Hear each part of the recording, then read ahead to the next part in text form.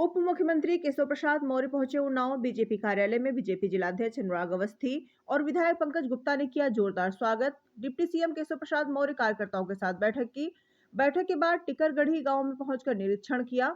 SIR को लेकर कार्यकर्ता के साथ बैठक की। डिप्टी सीएम केशव प्रसाद मौर्य ने सपा के राष्ट्रीय अध्यक्ष अखिलेश यादव पर निशाना साधा।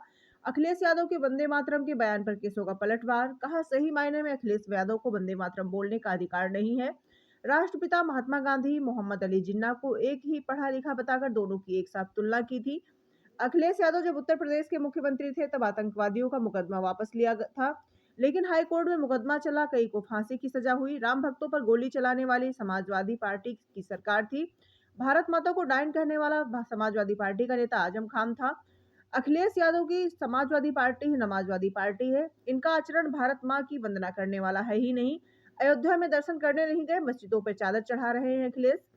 प्रियंका गांधी के बयान पर बोले डिप्टी सीएम की कांग्रेस की दुर्दशा के कारण यही बयान है कि बंगाल में 2025-26 में भाजपा की सरकार बनने जा रही है। देश में कोई भी कहीं भी बाबर के नाम की इमारत खड़ी करेगा तो यह देश स्वीकार नहीं करेगा। कोई मस्जिद बनाना चाहे, हमें विरोध नहीं है, लेकिन बाबर के नाम पर कोई ढांचा खड़ा करेगा तो ढह जाएगा। उन्नाव दौरे पर है मुख्यमंत्री केशव प्रसाद मौर्य।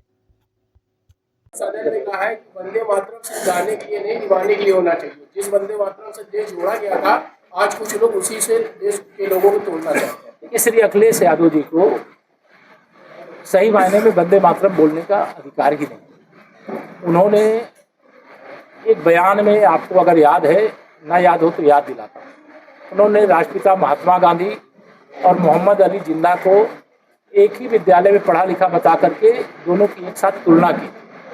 जब श्री अखिलेश यादव जी उत्तर प्रदेश के मुख्यमंत्री थे तो सिमी के आतंकवादियों का उन्होंने मुकदमा वापस लिया था, और उन मुकदमों को जब हाई कोर्ट ने नहीं वापस लेने की स्वीकृति दी, मुकदमा चला, उसमें कई को फांसी हुई, कई को आजीवन कारावास हुआ। राम भक्तों पर गोली चलाने वाली समाजवादी पार्टी की सरकार थी।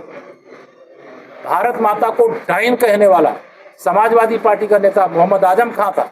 ऐसे इनका जो आचरण है वो भारत माँ की वंदना करने वाला है ही नहीं, वंदे मातरम वाला है ही नहीं। इसलिए भारतीय जनता पार्टी सच को सच कहने का साहस रखती है, और इनको सच कहने का साहस नहीं है। अयोध्या में श्री रामलला के जन्मभूमि पर दर्शन करने के लिए नहीं जा सके आज तक, लेकिन कौन सी बाजार में जाकर के चादर चढ़ाने पहुंच गए। मुझे उसमें आपत्ति नहीं को कहीं चादर चढ़ाने जा, लेकिन इनका जो चरित्र है वह कैसा है वो प्रदेश की जनता, देश की जनता देखेगी। मैं आज जनपद उन्नाव भारतीय जनता पार्टी के हमारी जो जिले की प्रभारी आदरणीय अर्चना मिश्रा जी और जो जिले के अध्यक्ष हमारे अनुराग अवस्थी जी, हमारे सभी सम्मानित विधायकगण, जिला पंचायत की अध्यक्ष जी के साथ मैं आप सभी पत्रकार मित्रों का हार्दिक स्वागत करता हूं। आज भारतीय जनता पार्टी उन्नाव जनपद के कार्यकर्ताओं के साथ मतदाता सूची के शुद्धिकरण के अभियान को लेकर के हम लोगों ने बैठक किया है।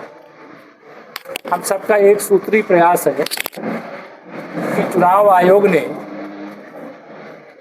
जो एक संवैधानिक संस्था है, एसआईआर की जो प्रक्रिया शुरू की है, सबसे बड़े राजनीतिक दल के नाते भी और एक जिम्मेदार राजनीतिक दल के नाते भी हम सब एसआईआर की प्रक्रिया में बढ़ चढ़ करके बूथ से लेकर के जिले तक में, जिले से लेकर के प्रदेश तक में, और प्रदेश से लेकर के कहें कि 12 राज्यों में जहाँ जहाँ एसआईआर की प्रक्रिया चल रही है, भारतीय जनता पार्टी उसमें बढ़ चढ़ करके भाग ले रही है।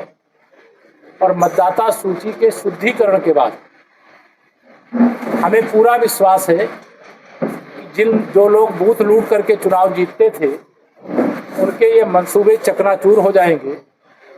मतदाता सूची की शुद्धि का मतलब होगा कोई भी डुप्लीकेट मतदाता, एक मतदाता 2 स्थानों पे, 4 स्थानों पे, 10 स्थानों पे वोट डालने में कामयाब नहीं होगा। कोई मतदाता स्वर्गवासी हो गया है फिर भी मतदाता सूची में बना नहीं रह पाएगा। कोई घुसपैठिया अगर मतदाता सूची के अंदर घुस आया तो उसकी भी छानबीन करके उसे सूची से बाहर करने के लिए भारतीय जनता पार्टी चुनाव आयोग के माध्यम से जो कार्रवाई है वो करने के लिए दबाव बनाएगी। इस चौथा, जो बहुत बड़ी संख्या में ऐसी बेटियां हैं जिनका विवाह हो गया, ससुराल चली गई और बहुत बहू बन करके अलग अलग बूथों में आई हुई हैं, तो यह लगभग सामान्य स्थिति होती है। कोई बहू बन करके आती है तो कोई बेटी बहू बन करके जाती है, तो वह भी सर्च करके एक स्थान पे जिनको मतदाता रहना वो एक ही स्थान पे रहे, इसका हम लोग लगातार प्रयास कर रहे हैं। या जरूर हम कह सकते हैं कि कांग्रेस हो, समाजवादी पार्टी हो, टीएमसी हो, डीएमके हो, जो भी भाजपा विरोधी राजनीतिक दल है वह एसआईआर का विरोध कर रहे हैं, लेकिन अंदर अंदर एसआईआर की प्रक्रिया में मुझे पता चला है वो भाग भी ले रहे हैं। भाग ले रहे हैं, खुल करके भाग लेते, विरोध करने का नाटक ना करते। एक तरफ चुनाव आयोग का विरोध भी कर रहे हैं, एसआईआर प्रक्रिया का विरोध भी कर रहे हैं, दूसरी ओर इसमें हिस्सा भी ले रहे हैं। हिस्सा लेने का हम कोई विरोध नहीं कर रहे हैं, लेकिन हिस्सा बढ़ चढ़ करके एक राजनीतिक दल के नाते लेना चाहिए। लेकिन मतदाता सूची की शुद्धि के लिए पूरी ईमानदारी से भारतीय जनता पार्टी काम कर रही है और मुझे इस बात का गर्व है कि भारतीय जनता पार्टी के पास संगठन गढ़े चलो, सुपंथ पर बढ़े चलो, भला हो जिसमें देश का, मजबूत हो जिससे लोकतंत्र, शुद्ध हो जिससे मतदाता सूची, वह काम सब किए चलो। हमारा कार्यकर्ता इस काम को ठीक कर रहा है।